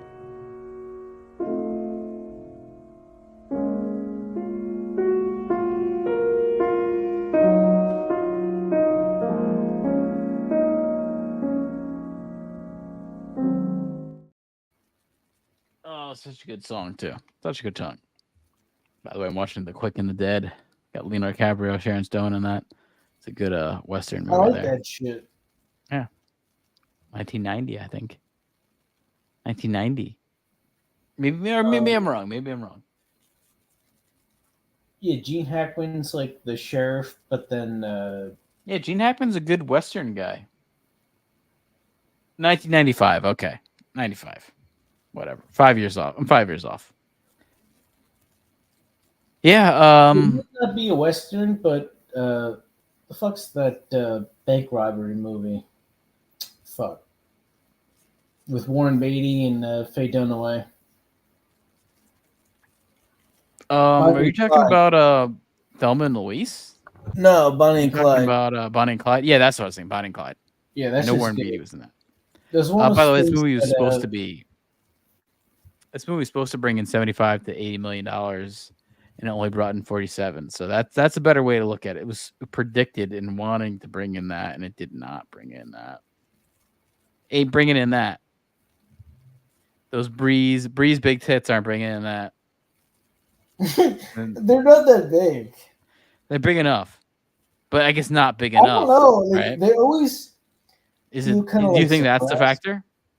You know Do you what's think if weird? they're- Don't you ever hear being in that fucking Hold on. Do you think if Brie Jonah Hill Larson's tits movie were bigger, with, Channing it'd bring in Tatum? more money? Do you think fuck her was tits, that? if they were bigger, would bring in more money for the weekend? Do you think it would have been at least up to like 53? They're a little bit bigger, and her jaw wasn't as strong. Maybe lesser strong jaw. Possibly. She's got to soften that jaw. Yeah, like on a kind of. Well, Shave it off, right? I mean, you could go like multiple ways with that. You know, you could have her get like some freakish breast implants, and then the whole narrative shifts. Yeah. By the way, the Marvels is a really bad first week. We're talking 1.2 million at the box office for the first full week. It's really bad. 1.2. 1.2 million on a Thursday grossing. That's pretty bad. Birds of Prey was up to 1.8. Dark Phoenix was 1.5. These are really bad movies. Blue Beetle was 1. It's like all these other movies are really bad, and they're still beating out. They're still beating out the Marvels. The Marvels is just not getting any play. Shows you how I don't think anyone cares to watch like an all-girl like Marvel feature. I'm sorry, this is not your audience, guys. It's just not your audience. You should have known that. These are like little nerds who want to watch Chris Evans' muscles. You know, like they don't want to watch Brie Larson's big tits. They don't want that. They want her tits. Maybe if her tits were a lot bigger, like freakishly big. You know, get her like some G cups, right? That's what I'm saying. Yeah. Then, you know, if they were freakishly big, I think everyone would go. You know what I mean? I think everyone in the United States would go. They'd be like, all right, those tits are fucking gigantic. We need to see that. I need to see Miss Marvel. Sideshow spectacle coming into town. Yeah, that's like a donkey show. You know, everyone's got it. They want to see it, but they can't look away. You know what I mean? Or they don't want to see it, but they can't look away. That kind of thing. We need some Miss Marvel G cups. That's what we're all looking for. And here's the domestic box office. So far, it's at 117 million worldwide. Pretty bad. I don't think it's going to make much more money. And then I was even looking at, let's look at the Marvel history here. History of the Marvel weekend box office. Opening weekend. Let's see opening weekend. Let's see what was the best. So Endgame was the best that there's been. And then Spider-Man No Way Home, by the way, taking place post-pandemic in not the before time. So there you go. That movie made a lot of money in the now times. And then Infinity War, Avengers, Black Panther, all these movies. Black Panther, super modern times. I don't want to go into that. Then the worst movies of the weekend were looks like the Marvels is at the bottom here. Way at the bottom. The Incredible Hulk did better with isn't that the one with Edward Norton? I think the one with Jennifer Connelly and that Australian guy and Nick Nolte is just called The Hulk. And then the one you're talking about is the Edward Norton one. Yeah, if this is the Edward Norton one. Yeah. I don't know. Yeah, this one wasn't good either, and that still did better. Female lead in that. I can't even tell. Doesn't even tell. They don't list it? Ant-Man. I don't think they do. Let's see. Do they list it? No. I'm not seeing that. I can't tell which one this is. I don't know enough about the Marvel Cinematic Universe to know. Oh, wait. Hold on. Cast and crew. All right. It looks like it's Edward Norton's the main guy. Liv Tyler is the woman. She's the love interest. Fuck. Tim Roth. Tim Roth, by the way, makes sense because he's in She-Hulk. He reprises his role here for that. William Hurt, R.I.P. William Hurt from what's that shit with the gorilla? Altered States. Yeah. Yeah, he died. Mm. Died in March of 2022. He's dead now. Nothing good can last, man. That's what you got to realize about this world. Can't have more like What's kind of fucked up is while we're going over all this Paul Giamatti stuff, it just made me think of Philip Seymour Hoffman and how I wish he was still alive and doing stuff. Yeah, do you think Paul Giamatti would get less roles? In a lot of good shit. He just him and his agent, I guess, had like good. Well, no, he was like friends with Paul Thomas Anderson, so you. But by the way, geez, man, it's like some of these movies that came out during the pandemic era, like Eternals and Shang-Chi, they still made better money than Marvel's. It's like crazy. They made like way better money, like double the money almost. Like Eternals, the movie that everyone forgot. Shang-Chi, the movie that didn't matter whatsoever. Well, no. Black Widow, the movie that like didn't matter at all. The trailer and that's just all I remember. I'm surprised that the Doctor Strange movie didn't do. I remember that. Yeah, just it's weird. Thor didn't do well. That first Thor and the second Thor, I kind of liked. Thor and Dark World, I kind of like those movies. Yeah, I don't know. The weird thing to me though with the first Thor was you got Kat Dennings in it, and you make her like wear some big ass sweater. She's got like triple Z's. Oh sure. Well, this is a family movie. I guess it's not Boogie Nights. It's not Boogie Nights. It's a family movie. This isn't like a Dirk Diggler kind of thing. This is more like a family style movie. You want to take your kids to it. They can go see Thor. Go see that weird Swede. Who's that guy? Is he Swede or is he Finnish? I don't know. Maybe he's Icelandic. Who's that guy I'm thinking of? the guy who plays Thor is you called him gay earlier. I'm thinking of the Skarsgård, Stellan Skarsgård. I'm thinking of maybe he's Finnish. I don't know what he is. He's Icelandic. Oh well, that's Sweden. That guy's the father from the Maybe Braveheart Swedish. ripoff movie. Right. What the fuck is that? Oh. Yeah, I'm not sure what he is. What's that movie with the wizard bitch from Lord of the Rings.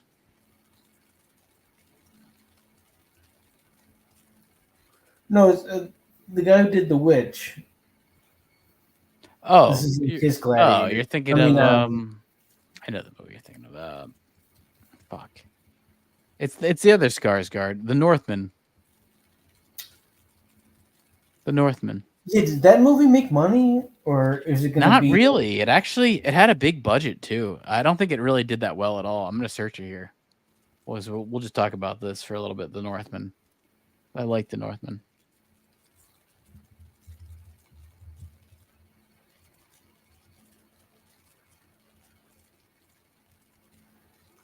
Hey, here it is. No, it didn't do well at all. It only made about like $70 million for a film, and that's not that great.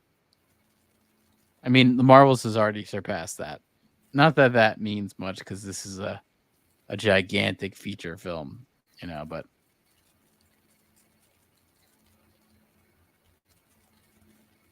of course this is fucking up.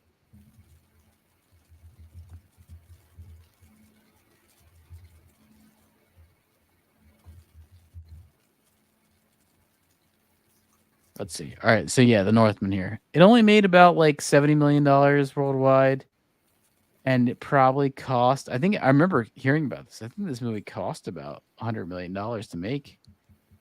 So it lost money, is what I would say. That ain't good. I mean, I could find out the budget. The Northman budget. Yeah, it cost about $70 million to make, so it lost about $1 million. I mean, it's kind of a break-even price, but also, you got to pay the box off. I mean, you got to pay the movie theaters. So basically, this movie lost money,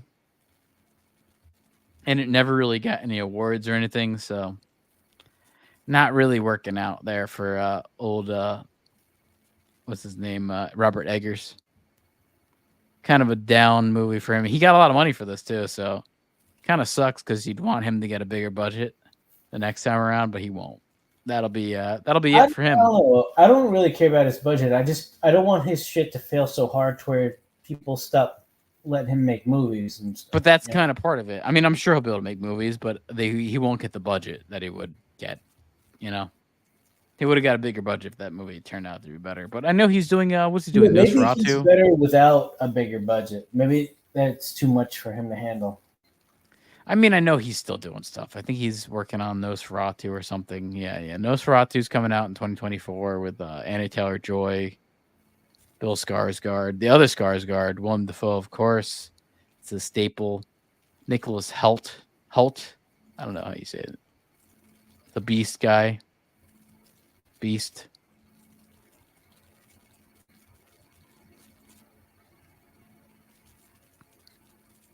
Oh, I saw this article. I've actually, let's go into this. This is celebrities now and then. Here's child stars. Here's Brie Larson when she was young. She doesn't even look the same. And here's her now. She's got that strong jaw. Here's Henry Thomas, E.T. Here's him now in the house. I got to see The Fall of the House of Usher because I like Mike Flanagan a lot. I still have not seen this TV series, and I really like Midnight Mass and all the other stuff Flanagan has done. I like Dr. Sleep a lot. He's a great director. Yeah, I think we know how this turned out. Oh, wow. This is that little shit. Aaron Taylor-Joy. Now here's him here. Dates a MILF. Married to a MILF. Yeah, I saw some shit where he was fucking some like old. Well, I don't know what they were, but like a. Yeah, his wife is like 50. His wife is like in her 50s and he's in But his who are 20s. they? Like they're from They're some lady he fucks. I think that's it. No, I think they're like a producer or like a casting agent. Oh, could be.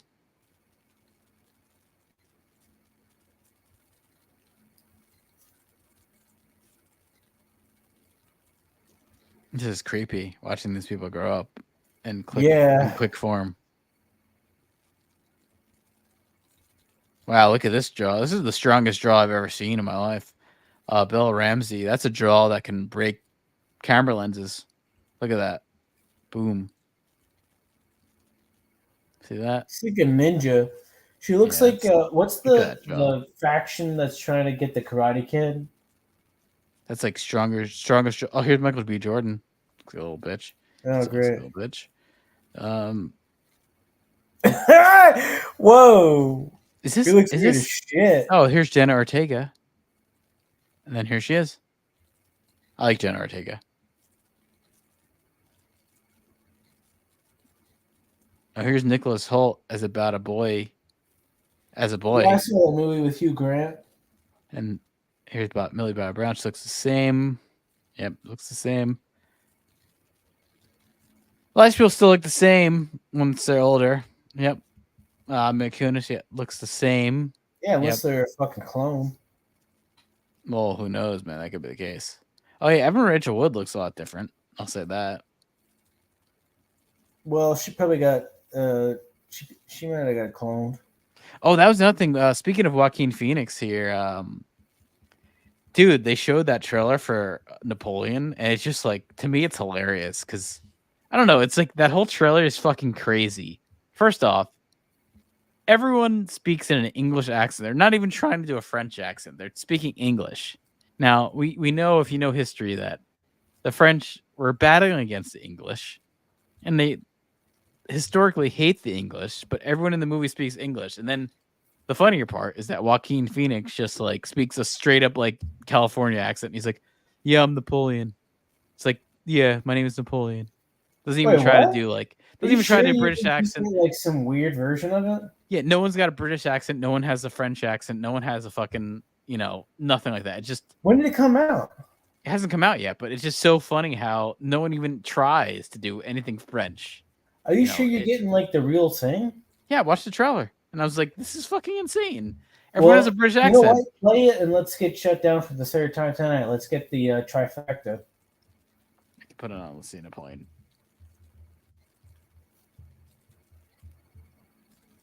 Napoleon trailer. You know, it reminds me of that Marie Antoinette shit with Kirsten Dunst and what's that bitch from Lost in Translation? Sophia Coppola.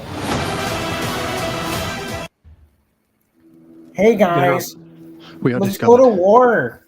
Yeah, just look at the accents. It'd be funny if they had like, instead of being like trying to be serious, they had this like overly gay accent. Hold on. Hold on. Hey guys. Let me go to the official trailer here. I'm gay.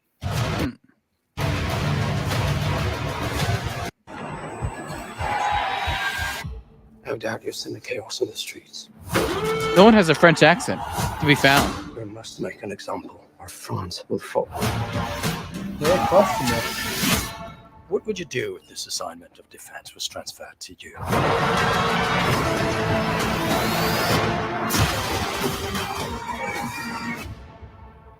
I promise you brilliant successes. Like, isn't that funny, man? He doesn't even try to do an accent. It's just like, I'm Joaquin Phoenix. I'm just going to. That's extra. I guess. Everyone. Yeah. I led the French victory at Toulon. I don't just want to bring up Black Hawk Down. That's the course. My name is Napoleon. That's basically like, that's how he delivers it. Like, what's your name? It's Napoleon. Hey guys, I'm Napoleon. I'm gay. I led the battle of the French at Le Pont. Yeah, I'm Napoleon. I guess I could get cast for Napoleon. Shit. And even this bitch, like all the other people, they're just speaking English. English accents. Like, what the fuck? I'm telling you, man. At least do like a fake French if you want me to accent. fucking learn French and all that shit, that's an extra 10 mil. I think you could have at least do a fake French accent. That would have been the very least. You know what I mean? How's that go? Where you get like half-assed? Oh, French, yeah. Oui. Parlez-vous? Like you do like you do an English accent that's got a French accent. That'd be good. It's like he only knows like 5 French phrases, then just mixes them in the whole time. I led the French resistance to the war at Le Pont, like something like that. You know, like do that. Don't do. My name is Napoleon. I'm from Thousand Oaks, California. But like, I feel like you're asking too much. Yeah, it's like he might as well say like, yeah, my name is Napoleon. I'm from Thousand Oaks, California. Like he should instead of From even Big Bear. bothering at all, she just had like a cute card. It's like, yeah, I'm Napoleon. I'm from here, and yeah, I'm Napoleon. I'm from Des Moines.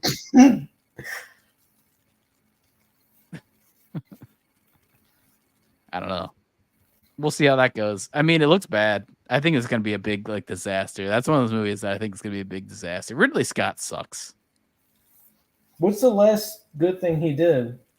Gladiator. Is that it? No, there's nothing. I mean, really good stuff that Ridley Scott has done. I think it's Gladiator. I think that's it. Really, I'm not even joking. I think that's Gladiator, and that's from 2000. What else has he done? The Martian. I didn't really like The Martian. Well, okay, it's a comedy.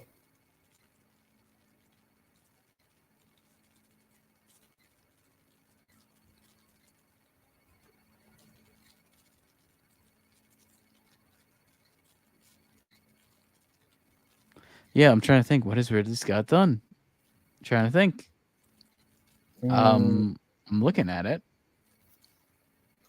I'm looking at his role. The Alien Covenant, The Martian. Like since 2000, it's been pretty bad. I think The Martian. That's all I'll say. I mean, all right. There's a few things. All right, we got Gladiator. Then you did Black Hawk Down. I mean, maybe Black Hawk Down's okay. Matchstick Men is okay. American Gangster is okay. That Nicolas Cage movie with the con woman and shit and his daughter. Yeah, that one's all right. Maybe Matchstick Men. That might be one of his better movies he's done. It doesn't even feel like he did that though, you know. But then again, I get if you're gonna bring it up again, like a decent movie he did was probably The Martian from 2015. Yeah. But since that, it's been kind of nothing. So yeah. Probably should have stopped Until Napoleon. And then until the Gladiator sequel. You know, the Gladiator 2 is coming out next year. Really? Yeah. It's Connie Nielsen in it? Stars Denzel Washington and Pedro Pascal. Everyone's favorite, modern day Latino X actor. Pedro Pascal. I guess Connie Nielsen is not on it. No. They're done with that. I don't know what this is going to be about, too. What are you going to make a second Gladiator about? I'm surprised he's doing this. When I heard about the Gladiator was getting a sequel, I figured he would just be like a producer, but he's actually directing it. So it follows Lucius, the sons of Maximus's love. Remember the little shit, Lucius, who's the nephew of Joaquin Phoenix? Yeah, his father's dead, and he's trying to fuck his sister, who's his mother. Yeah, so Connie it follows that kid. The Devil's Advocate with Al Pacino. Yeah, so it follows that kid. So I guess that's what the movie's going to be about. Speaking of Al Pacino, we got a clip for that. I might have a clip for that. Yeah, I could. I'll be right back. I gotta piss. I gotta see if I have it though. I don't give a flying fuck into a rolling donut about what Al Pacino thinks. I don't give a flying fuck about what Al Pacino thinks. I thought you were gonna go into the Dunkaccino one. Wait, I thought you had. I don't have that. By the way, that gets flagged. I can't play that. I can't play the Dunkaccino. That gets flagged. But I do have stuff about we should have the youth. realized that. You know, we're gonna talk about the youth. My main question is, what's up with the youth? For us is a brand new song. What's this song about?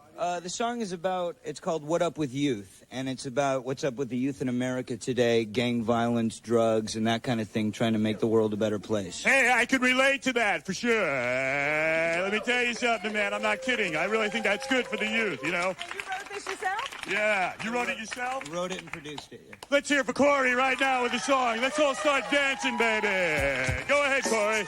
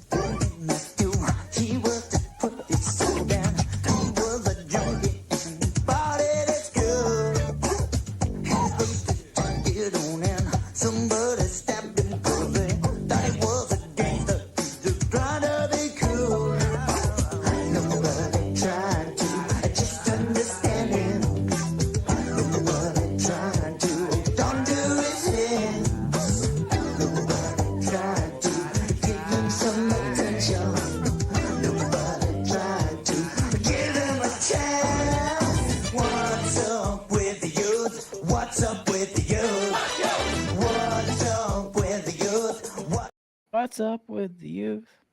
Yeah, she was pretty catchy. I actually had it stuck in my head for a few days. Yeah, I mean, he's pretty good, dude. Come on. He's talented. You can't deny it. He's talented, like, man. You can't deny Michael Jackson's talented. Yeah, it's like he is like channeling Michael Jackson. He is channeling him. Just, I mean, another one.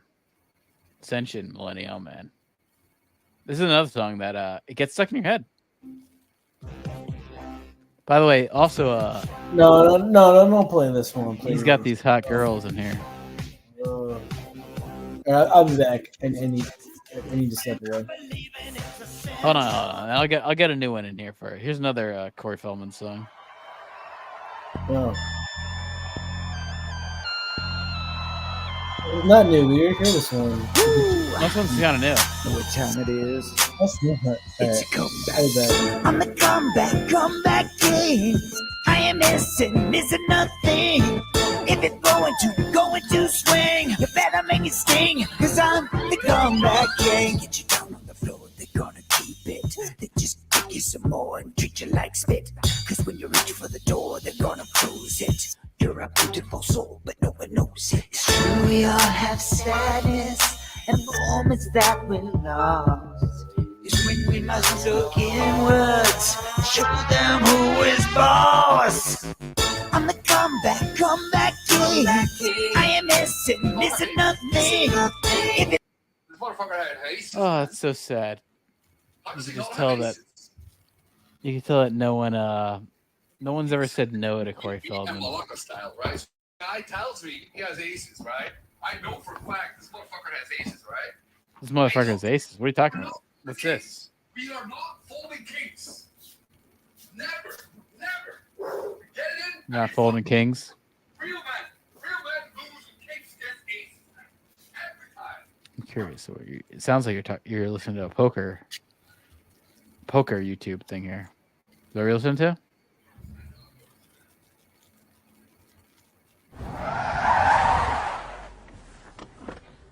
Have you ever known true love with a woman or a girl that was very romantic? No, not true love, no. You don't know how to have that. You don't know how to make that happen, do you? What? Finding a way to promote romance to a young woman and plant your weasel and let it squirt. I'm going to show you the right way. Gotta plant your weasel, man. That's a prominent thing you gotta do. Know all about that. Don't you give me that look! Man, that bitch got herself a nice little dumper. Oh yeah. That's it's funny. There's some quotes from Halloween that I've loved. When I saw that, I was like, there's some funny stuff here. But I want to play this tribute to Snoop Dogg one more time because I might not play it ever again. Watch it back. I'm sorry. What's up? Everything in between. Everybody trying to rap the same style with the, I don't know who created it, if it was Future or Migos, but all them niggas sound the same. Hey, I smoke that shit. Smoke it, choke it, motherfucking choke it. You know I play that game NBA 2K, right?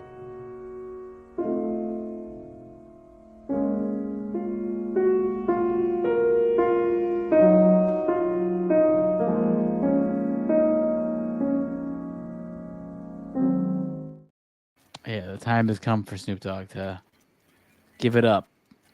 And I get it. I've done that. I don't know. Maybe he has some health issues. Maybe he's got some kind of lung issue. Who knows? All right, that could be the case. You never know. But all right, Lovitz, I gotta head out. I don't know if you're still there, but I'll be back on Tuesday. Oh well, he's coming back. Wait up a little bit. What do I got a clip here. You sure about that?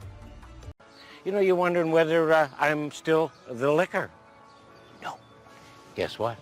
I'm on top of the liquor. I am the monkey in charge of bananas. What's my secret? This little device right here. I just take a little blow, and it tells me when it's time for a little top-up. Because when I first got this, I used to ride it around 0.20, which is fucking wasted. 24/7. But now, I leave it at 0.12, which is perfect. It's right in the fucking slot, just past the click. That wonderful moment, just like Julian. I'm sober enough to know what I'm doing, and I'm drunk enough to really enjoy doing it. Oh, look at that, 0.10. Time for a little drinky poo. Cheers, genitals. Gotta get right in that slot. I know what you're talking about. Are you in that? Lovitz, are you drinking tonight? Yeah, but I think the slot he means is like not blacking out or getting too sloppy to where you can't function. I feel like I'm in the slot right now.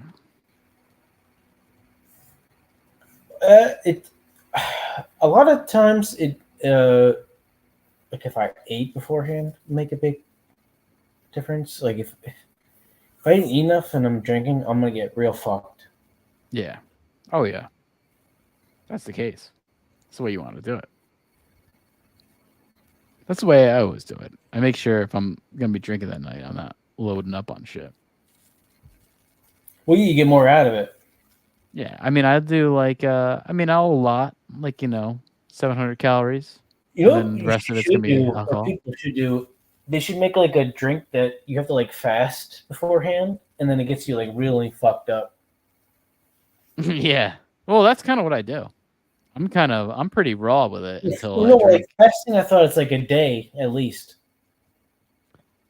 Yeah, I mean, that's really good with it. I mean, I'm not doing much today. I'm not doing much. If I'm going to drink, I know I'm not doing much as far as food goes. I'm making it. Because I don't drink a lot. I drink like 4 drinks. That's my cutoff there. What's a drink? A shot. 4 shots. Oh. But by the way, like when I was up in Salem, I had 8 I had like 8 that first night. I was like fucking wasted. Well, that was when you wanted to shoot the fireworks off in the middle of that. Yeah, we honestly, we should have shot them off. And then walking back, those motherfuckers you had off. the fireworks in your hand, and you accidentally slipped and like slammed to the side of this car. Luckily, the alarm didn't go off. Yeah, you know, I hit it pretty hard too. Yeah, you almost like an inch away. You might have knocked the. That could have gone off if I hit it really hard. You know, I think I kind of just bumped into it. I think you're exaggerating a little bit. I didn't want to shoot fireworks off at that spot though, but it's like not. Well, we probably could have got away with it. We could have got away with it. You're not gonna get away with that. We could have probably got away with it. Maybe. I mean, I don't know. You would have probably had to walk pretty far out. It could be, but we should have done it. Should have done it. Maybe next time. I don't know if Doug's gonna still. Oh, I don't know. I don't know if Doug's gonna stay up there. Who knows? That was a fucking. I mean, he's basically living like he's a homeless person. So he's like a step above homelessness where he's at now.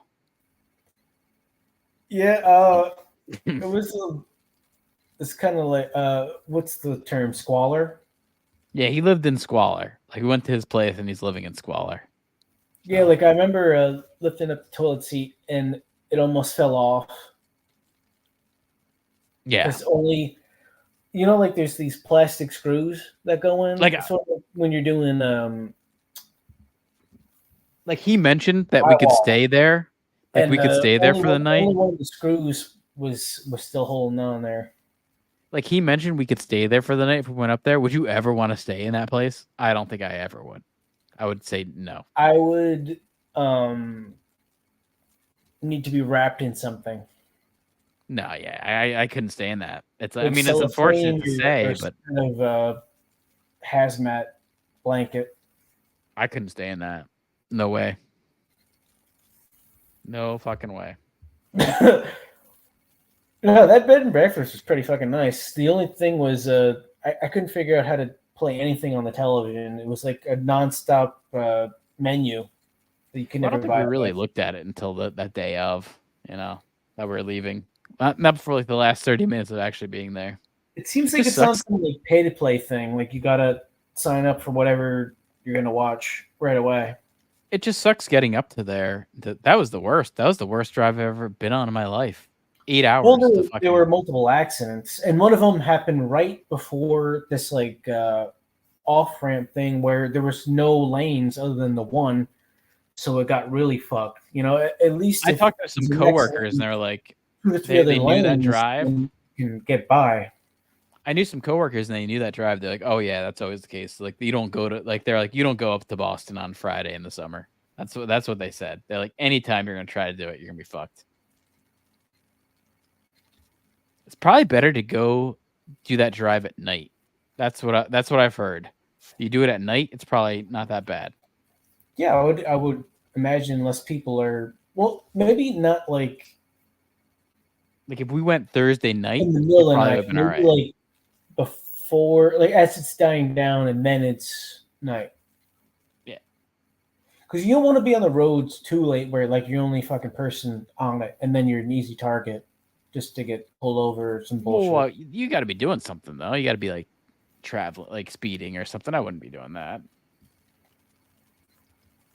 You got to be like, you got to give them a reason to pull you over. No. I just mean that there's not many people even on the road at that point. Yeah, that's true.